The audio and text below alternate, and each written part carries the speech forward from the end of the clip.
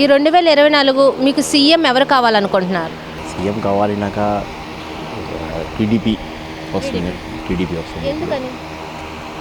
కొద్దిగా ఇప్పుడు మా బాపట్లలో వచ్చి నరేంద్రమ్మ చాలా పని చేస్తున్నారు. పేదవాళ్ళకి చాలా క్యాంపులు పెట్టుకొని ఆరోగ్యం ఫేమస్. ఫస్ట్ ఏంటంటే ఆరోగ్యం బాగుంటున్నాక మొత్తం పని చేసుకోవాలి. ఆరోగ్యం బాగాలేకపోతే ఏం లేదు. ముందు ఒక శిబిరం పెట్టారు, వాళ్ళని మొత్తం ట్రీట్మెంట్ చేయించుకున్నారు. ఇప్పుడు ఐస్ కోసం పెట్టుకున్నారు.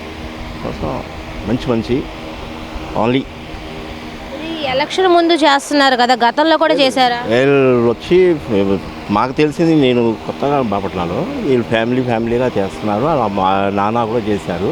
ఇలాగ క్యాంప్ పెట్టి సేవలు చేసుకుంటున్నారు.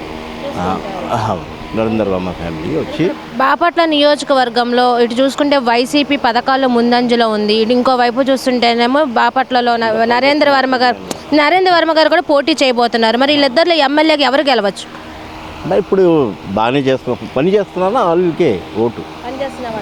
అవును, అందరికీ తెలిసిపోయింది. ఎవరు పని చేయకుండా ఎవరు ఓటు ఎవరు పని చేస్తానా మధ్యలో ఉన్నారన్నాక, పబ్లిక్ మధ్యలో ఉన్నారన్నాక వాళ్ళకి వచ్చి ఓటు ఇస్తారు. మీకు పనిచేస్తున్న నాయకుడు ఎవరు?